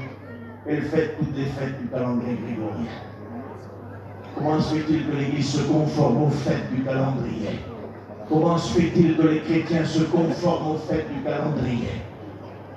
Et ce soir, j'aimerais vous parler, moi, d'une fête qui me revient souvent quand je prêche. Je ne sais pas pourquoi, elle me revient tout le temps. Ça doit être embêtant sûrement pour nous, ça. 14 février. Ça vous dit quelque chose? Quelque chose? Ah oui. Le petit Cupidon, Saint-Valentin, Église du Seigneur. Est-ce que c'est normal que des chrétiens fêtent la Saint-Valentin? Est-ce que c'est normal que des serviteurs de Dieu fêtent la Saint-Valentin? Ce n'est pas normal du tout. Nous avons toléré ces choses. La Saint-Valentin est une fête souillée. Le petit Cupidon a sa valeur en grec du dieu Eros. Le dieu Eros, je ne peux même pas citer ce qu'il instruisait dans ses enseignements. Un dieu païen souillé jusqu'au cou. Et aujourd'hui, le petit Cupidon au restaurant, chérie au restaurant, et tout ce que tu veux. Arrêtez avec ça. Arrêtez avec ça. Arrêtez avec ça. C'est une honte. C'est une honte.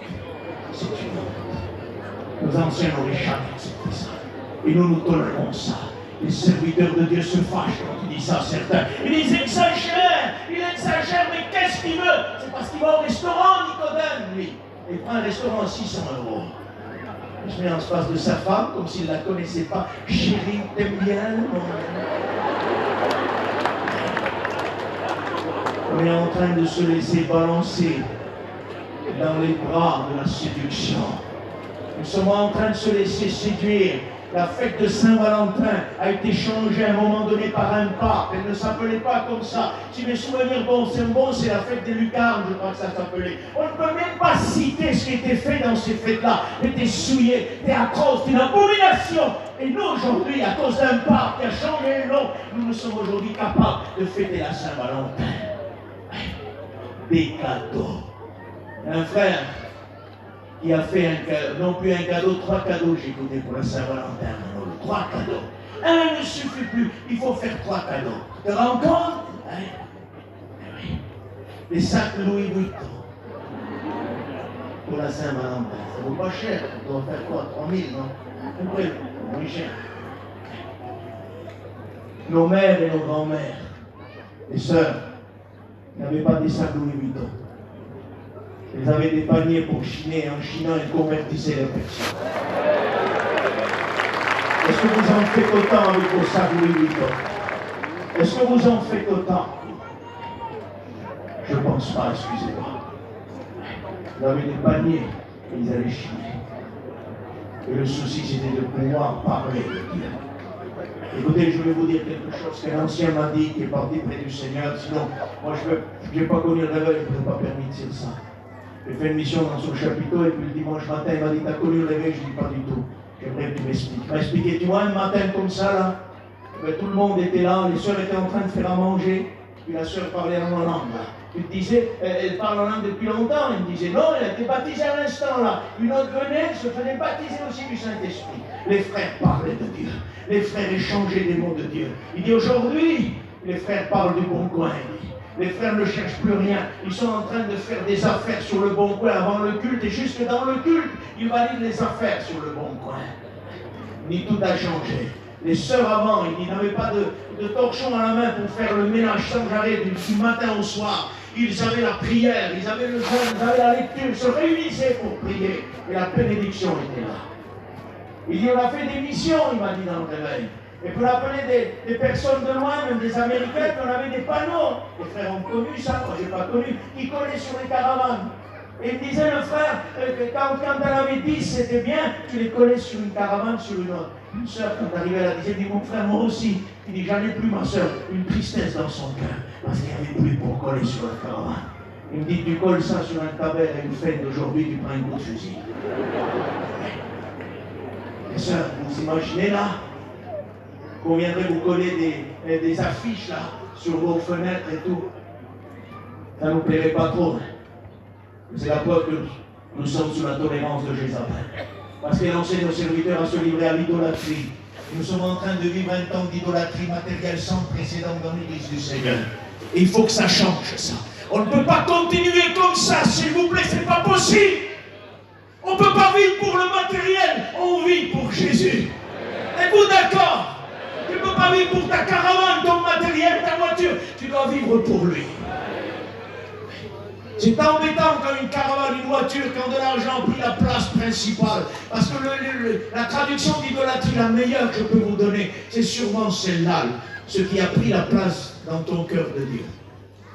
C'est une voiture, une caravane, une idolâtrie. Les sœurs, arrêtez de faire le ménage 24 sur 24. Les frères, arrêtons de parler des bons coins des voitures.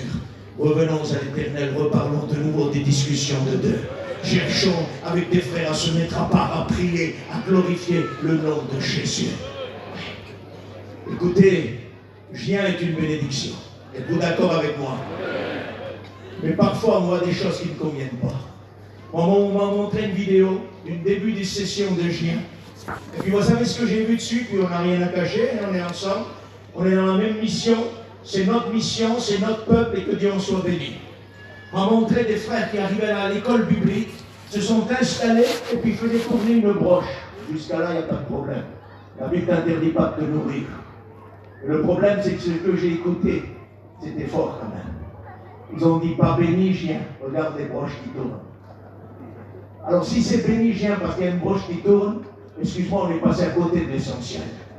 Parce que Gien n'est pas béni parce qu'il y a une broche qui tourne. Gien est béni parce que tu reçois l'enseignement de la part du corps enseignant. Et que là, tu peux prier, tu peux louer, tu peux glorifier Dieu. Mais si c'est pour faire une broche, on n'est plus serviteur, on est rôtisseur à ce moment-là. Viens à l'école, excuse-moi, si tu viens à l'école biblique pour faire des broches, reste chez toi, fais des broches chez toi. Et surtout, parce que tu sais, les places sont rares, hein. Ne bloque pas une place d'un véritable appelé pour faire les broches. Reste chez toi, moi, et laisse passer le choisi de Dieu. On est fatigué aujourd'hui de voir ça. On est fatigué de voir ça. On a besoin que la grâce de Dieu se manifeste. On a besoin que des hommes de Dieu se lèvent. Des hommes remplis du Saint-Esprit qui sont capables de bénir le nom de Jésus-Christ. Je lui ai donné, on va bientôt finir, je lui ai donné du temps. Prenez patience. Vous savez, j'aimerais vous dire quelque chose ce soir. Surtout, ne prenez pas le risque de vous lever et de partir, hein, à part une urgence. Parce que vous diriez à Dieu, je suis content de mon idolâtrie, je vais continuer, moi. Reste ici, va. Pas parce que je prêche moi, hein, mais c'est parce que tu as besoin de Dieu. Et parce qu'il va se faire quelque chose à la fin de cette réunion qui va briser cette idolâtrie jézabélique. Vous comprenez ça? Nous avons besoin d'arrêter la tolérance maintenant. D'arrêter la tolérance. Comment avons-nous pu tolérer que les chrétiens ne prient plus? On va maintenant prendre dans la pratique spirituelle parce qu'on n'a pas trop le temps. J'aimerais pas que vous vous agitez. Ça serait trop dommage. Que vous commenciez à bouger, que vous vous leviez, que vous partiez, que certains partent. Parce que vous savez, c'est gênant quand quelqu'un part. Et j'aimerais surtout pas que vous faites ça. Pour votre vie à vous. Vous comprenez ça? On va rentrer un peu dans la pratique de la vie chrétienne maintenant. Comment se fait-il qu'on a toléré des chrétiens qui ne prient plus? Comment se fait-il qu'on a toléré des serviteurs de Dieu qui ne se tiennent plus devant Dieu? Comment se fait-il qu'on a toléré des serviteurs de Dieu qui ne jeûnent plus, qui ne prêchent plus avec l'onction, avec la puissance de la parole de Dieu, mais qui ont remplacé ça par l'ordinateur, et que l'ordinateur leur sort leur message parce qu'ils n'ont pas le temps de tirer le message? Ou alors, parce qu'ils n'ont pas le temps, ils vont commencer à copier un tel. Oui, parce qu'il y a des copistes, des copieurs. Et ça s'appelle des magiciens dans la Bible, ça. Et le livre de l'Apocalypse dit dehors les magiciens. Parce que le magicien te fait croire à l'illusion. Et quand on te fait croire que c'est Paillon, Jimmy, ou Tarzan, ou qui tu veux, et que c'est pas lui, c'est un autre, mais qui est en train de l'imiter, et nous on fait semblant de pas comprendre Zinda, on dirait un peu Tarzan. On dirait pas un peu Tarzan, il essaye tout simplement de faire Tarzan. Vous comprenez? On dit Zinda, non. Chez nous, chez les Romandini, là, on laisse-le, le pauvre. Il n'a pas le laisser, c'est un imitateur. Il faut qu'il fait croire aux gens. Il est en train de diminuer l'authenticité des ministères. Quand quelqu'un copie un autre, il est en train d'enlever le caractère sacré de celui qui l'imite. À coup sûr. Parce que quand tu as un ministère établi de Dieu, tu es touché par le Seigneur. Et tu dis, Seigneur, tu m'as parlé. Mais décrète, et si demain, moi je passe derrière toi, je fais décréter. Les gens vont dire, alors ce n'est pas une bénédiction, André. Je croyais que vraiment le ciel est descendu, mais je vois qu'il y a un deuxième négatif. C'est-à-dire qu'on prend les choses normales, habituelles. Alors que quand Dieu choisit des hommes, il choisit des hommes pour qu'ils puissent donner un mot de Dieu. Amen. On ne doit pas les imiter. Attachez-vous à votre ministère. Je dis souvent ça aux jeunes. Arrêtez d'imiter. Attachez-vous à ce que Dieu vous a donné si vous avez quelque chose. Vous perdriez du temps à jouer à l'autre. Attachez-vous à ce que Dieu vous a donné, s'il vous a donné quelque chose. Parce que tout ce qui vole n'est pas un oiseau. Les oiseaux volent, c'est la création de Dieu. Les avions volent, c'est la création de l'homme. Ça fait beaucoup de bruit, mais ça ne fait rien de plus. L'oiseau passe, il ne fait aucun bruit. Et dans le ministère, on ne fait pas du bruit. On passe, et derrière nous, il reste Jésus. Amen. Écoutez, j'étais un jour à l'école biblique ici, je faisais mes études. Et le Seigneur m'a parlé dans mon cœur. Il m'a dit, le jour où le peuple s'accroche à toi, tu seras un danger. Le jour où, quand tu prêches, le peuple s'accroche à moi, tu es en sécurité. Alors j'ai peur, moi les frères, quand on s'accroche à nous. Vous n'avez jamais remarqué, comment tu as prêché, comment c'est comme ça. Dangereux tout ça. Il faut qu'ils disent, Seigneur m'a touché. Le Seigneur m'a béni, et qu'ils rentrent chez eux, qui ne se rapprochent pas de l'homme qui a prêché, mais qui se rapprochent de Jésus-Christ. Amen. Ce soir, et comme demain matin, et comme les autres soirs qui ont passé, non, Satan, ce que vous sortez d'ici, vous allez rencontrer celui qui est l'auteur du ministère, le Fils de Dieu. Amen. Que Dieu soit béni. Je lui ai donné du temps, il ne veut pas se repentir. Je vais essayer d'avancer. Je vais vous donner quelques instants. Fatigue pas, vous n'êtes pas fatigué. Et pour dire honnêtement, vous voulez qu'on continue quelques instants? Alors on va continuer. Je lui ai donné du temps pour qu'elle se repente, mais elle ne veut pas se repentir. Qu'est-ce que tu vas faire ce soir? Qu'est-ce que je vais faire moi? Le temps m'est donné de me repentir. Est-ce que je vais me repentir ou non? La question c'est celle-là. Parce que qu'est-ce qui empêche de sortir de ce piège d'esprit jézabélique ici, qui est un piège séducteur, qui nous livre à l'idolâtrie matérielle et qui nous livre à l'impudicité, pardonnez-moi. Comment est-ce possible qu'un chrétien, qui depuis des années vit sa vie avec Dieu, tombe dans l'idolâtrie, tombe dans l'impudicité, à cause de cette Jézabel? Et comment ça arrive?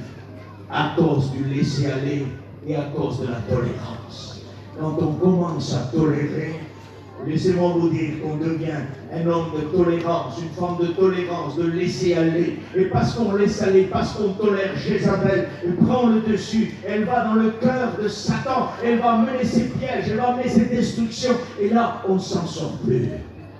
Comment est-ce possible qu'un homme de Dieu prêche l'évangile depuis tant d'années et qu'à un moment ou un autre il tombe et il ne se relève plus à cause de Jézabel? Ce n'était pas un vrai serviteur, si, a connu des hommes de Dieu remplis de l'onction dont Jézabel a eu raison de leur ministère et ils ont chuté et ils ont mangé la boue et ils ne se sont jamais relevés parce qu'il y a eu la tolérance. Prison, la tolérance.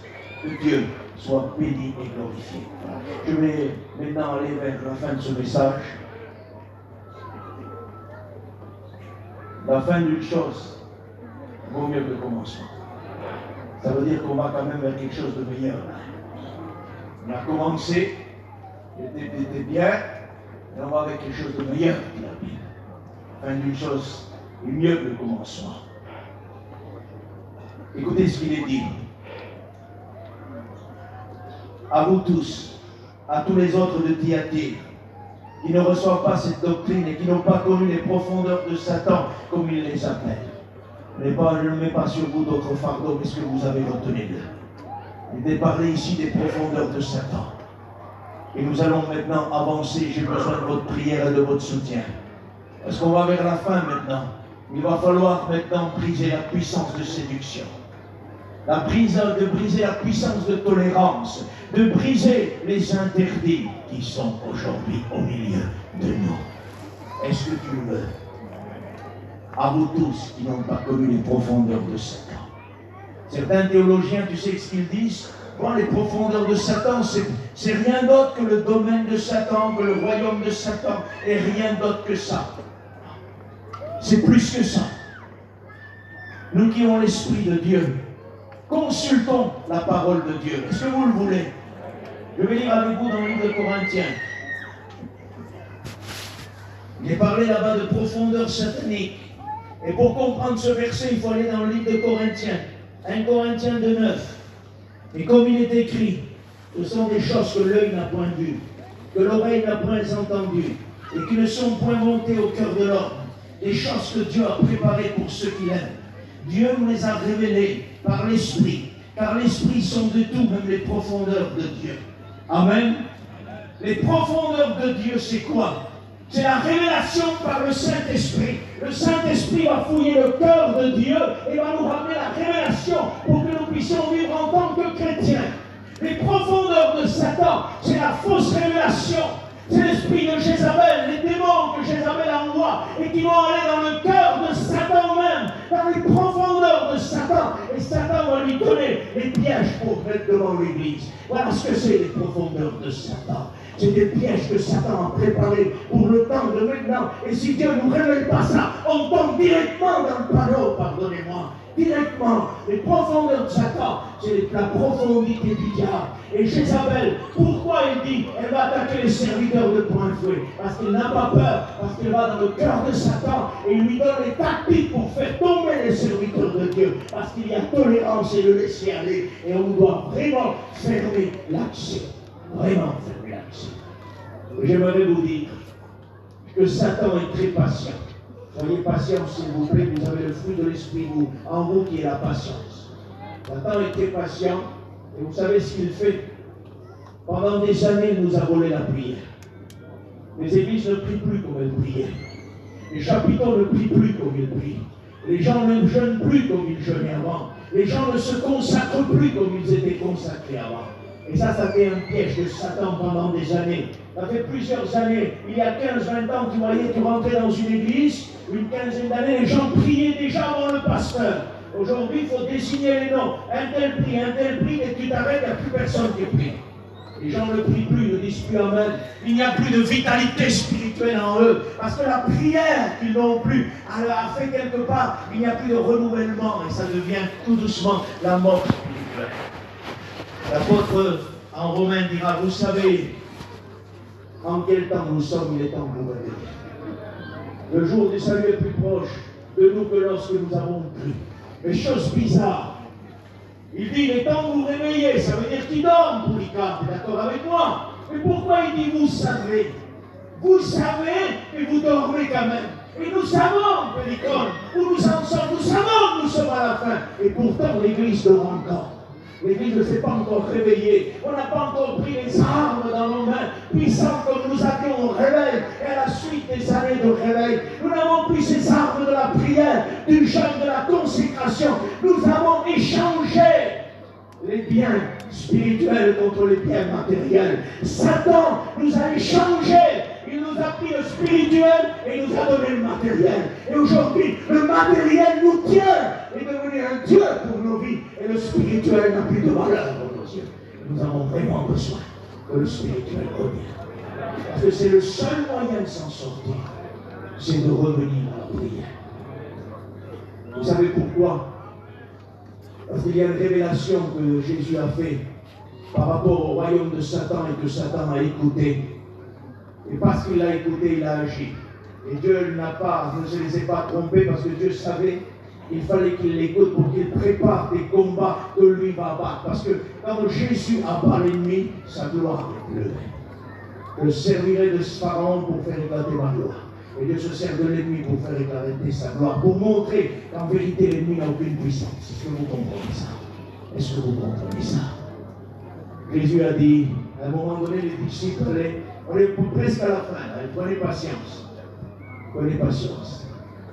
Il a dit, à un moment donné, les disciples, il dit, vous guérissez les malades. Il dit, j'ai même vu Satan tomber du ciel, comme un éclair. C'est quelque chose de fort, c'est pas quelque chose de léger. C'est très fort de voir Satan tomber comme un éclair. Pourtant, à un moment donné, il se trouve devant une impossibilité. Il prie pour un possédé, il ne peut pas libérer. Et ils vont voir Jésus. Pourquoi n'avons-nous pas pu libérer?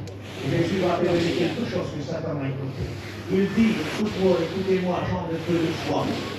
Il dit, mais quand même, mais tout de même, cette catégorie de démons ne sort que par le jeûne et par la prière. Et j'aimerais que vous soyez vraiment attentifs, s'il vous plaît, maintenant. C'est là, à ce moment même, que va être décisif pour vous la parole de Dieu. Il a dit, cette catégorie de démons ne sort que par le jeûne et par la prière. Alors laissez-moi vous dire que c'est aujourd'hui, que tu n'as pas de prière, tu n'as pas de jeûne. Tu peux chasser un démon avec des paroles d'avocat. Tu peux avoir un langage de maître, tu peux faire ce que tu veux. S'il n'y a pas le jeûne et la prière devant cette catégorie de démons, elle ne bougera pas, ni dans ses influences et ni dans ses possessions. Et pas la peine d'appeler un tel, de mettre des noms. Parce qu'aujourd'hui, on dirait qu'il y a un 6e ministère. Pardonnez-moi. Il y en a 5, les frères. Bien sûr, hein, les 2 frères. Bien sûr qu'il y en a 5. Pourtant, il y en a un 6e qui apparaît aujourd'hui. Et on le tolère, chasseur de démons. Il faut appeler lui. J'appelais lui traité. Parce que lui traité, lui, il n'est pas pour ça. Ah, tous les ministères authentiques de Dieu ont reçu la puissance et l'autorité de chasser les démons. Vous comprenez ça? Et on n'a pas le droit aujourd'hui, dans les derniers temps, de élire des hommes qui chasseront les démons. On est en train de diminuer tous les ministères ministère, il restera bientôt que 3 dans la mission qui peuvent chasser les démons. Et tous les demi et quelques prédicateurs ne seront plus aptes à chasser les démons. C'est ce qui va nous animer. Et ça, c'est de la tolérance. Ça. On ne doit pas tolérer ça.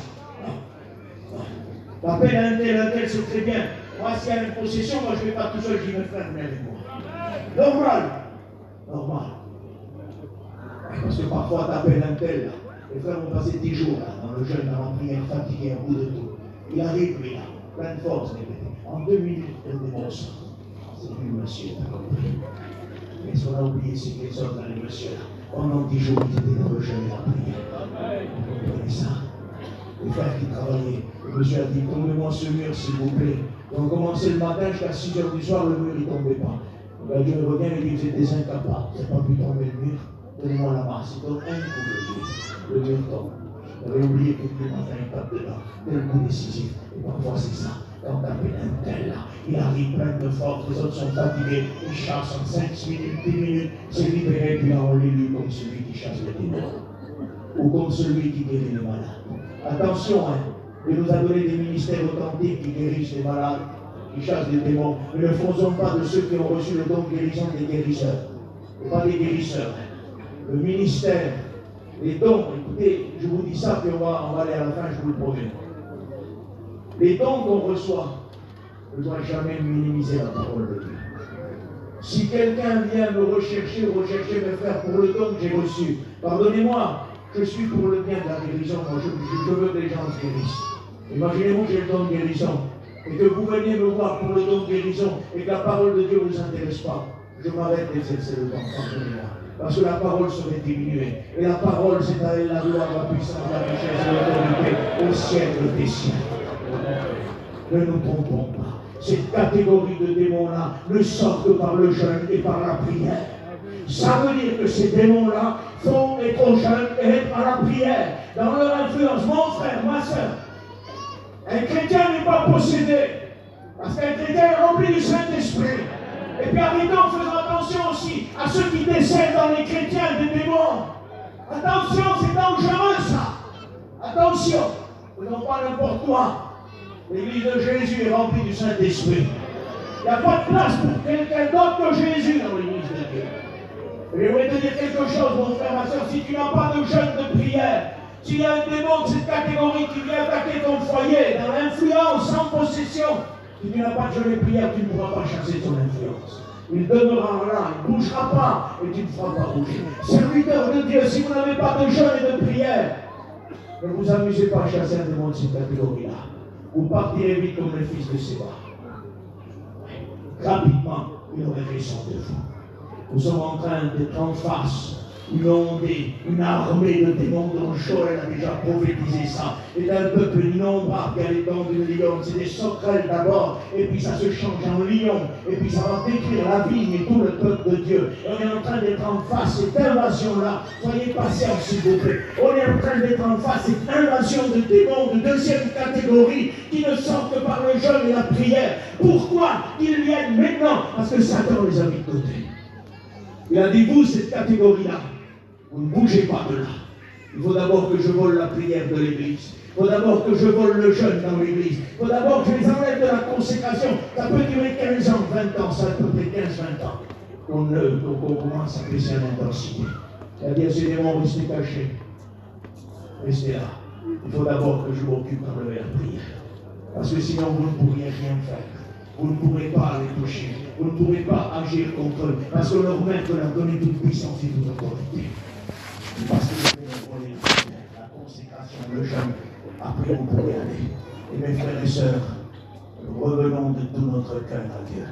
Parce que ces démons sont en train d'être lancés sur l'église de Jésus-Christ. Et c'est pour ça qu'on voit des catastrophes planétaires parmi les chrétiens. Parce que ces démons attaquent, ils battent, ils frappent, ils font des scandales. Des choses extraordinaires sont faites parce qu'il n'y a plus ce jeûne et prière.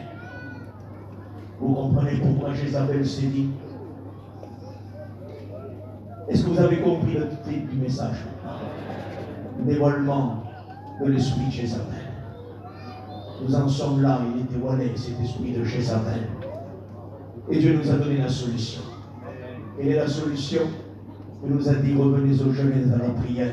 Parce que c'est ta catégorie, c'est ta table de l'esprit Jézabel, c'est faire la deuxième catégorie de démons qui ne sortent que par le jeûne et la prière. Alors si Satan veut abattre une église, s'il veut abattre un foyer, croyez-moi qu'il n'enverra pas une autre catégorie de démons que celle-là.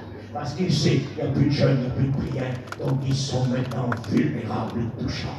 Alors, je vous lis ça, et là maintenant, on va maintenant affermir nos vies. Écoutez ce qu'il est dit, Joël. Maintenant encore, dit l'Éternel, revenez à moi de tout votre cœur, avec des jeûnes, des pleurs, des lamentations. Déchirez vos cœurs et non vos vêtements. Revenez à l'Éternel, votre Dieu, car il est compatissant et miséricordieux. Sonnez de la trompette en Sion, publiez un jeûne, une convocation, assemblez le peuple, formez une sainte réunion, assemblez vieillards, enfants, nourrissons. Amen. Que l'époux sorte de sa demeure et l'épouse de sa chambre. Qu'entre le portique et l'autel pleurent les sacrificateurs, serviteurs de l'Éternel, et qu'ils disent, Éternel, épargne ton peuple. Serviteurs de Dieu, il est temps que nous pleurons devant le portique. Je m'en supplie et je t'en supplie. Il est temps que nous pleurons et que nous disons, Seigneur, épargne ton peuple du ravage qui est en train d'arriver. Épargne ton peuple. Nous allons jeûner, Seigneur. Nous allons prier. Nous allons revenir à toi de tout notre cœur pour que tu puisses épargner ton peuple. Parce que s'il n'y a pas de retour, peuple du Seigneur, il va y avoir une catastrophe qui nous attend. C'est pas loin. Il faut s'affermir. Il faut revenir à Dieu de tout notre cœur. Que Dieu nous aide. Je dis ça et on va prier au Seigneur. Je vous promets, sentez-vous la liberté qui arrive. Sentez-vous ce que produit un dévoilement. Le dévoilement produit la révélation des plans de Satan. Et la révélation des plans de Satan annule le plan de Satan. Et c'est ce qui se passe ce soir. Dieu est en train de vraiment révéler les plans de l'esprit de Jézabel pour que ça se brise et que nous puissions continuer. Il reste encore un peu de temps, un morceau de chemin à faire. Et nous voulons le faire de la bonne manière. Que Dieu soit béni. Que Dieu soit glorifié.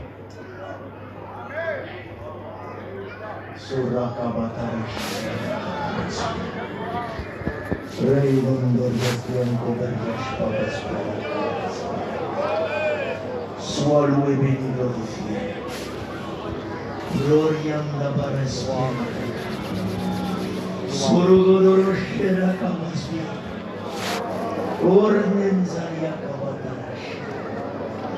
Voulez-vous être vainqueur ce soir?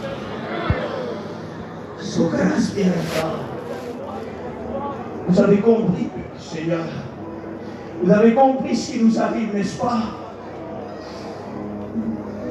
La tolérance, le laisser aller, nous a mis dans l'état où nous sommes. Nous sommes devenus idolâtres, parfois pécheurs, pardonnez-moi. Parfois pris par les liens de l'impudicité. Quand personne voit, Dieu voit. Sorakabaracheria diawesvier. Korasvien yariakabarachere de cœur. Sorakabaracharakabara de bromanza. Kuruspiria zeliakava. Surgere spiria nahispuria.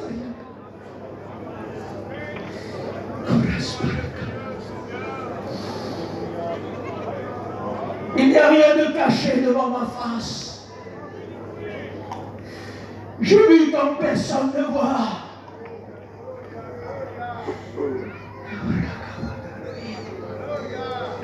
Je ne supporte plus tes agissements. Corraseria como yo rosaria como yaseria. Solo como rosaria como es bien. Ce que tu vis dans les ténèbres, je ne le supporte plus. Corraseria como espère. Je connais ce que personne ne connaît. Je ne supporte plus à ce que tu regardes devant tes yeux.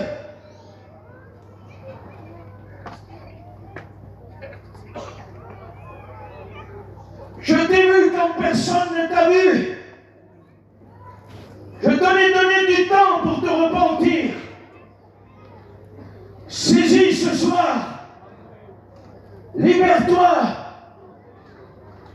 Libère-toi de ces esprits qui te tiennent dans la souillure. Sors de cet état-là. Soriataba Kavaraser. Jesus Kurniel Neriekir.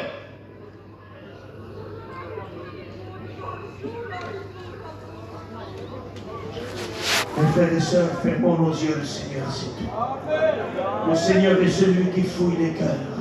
Le Seigneur est celui qui fouille les cœurs. Fermons nos yeux, laissons le Saint-Esprit maintenant agir. La fin d'une chose est mieux que le commencement, on va vers la liberté. L'esprit de Jézabel dévoilé. Dieu nous a donné le titre ce soir parce qu'il valait agir, Seigneur. Il savait ce qu'il veut faire, le Seigneur. Et le Seigneur veut agir. Commence à prier. Commence à prier. Tu ne jeûnes plus, tu ne pries plus, tu n'as plus de consécration. Tu es devenu vulnérable, tu es en danger. L'esprit de Jézabel, l'esprit de tolérance va détruire ta vie.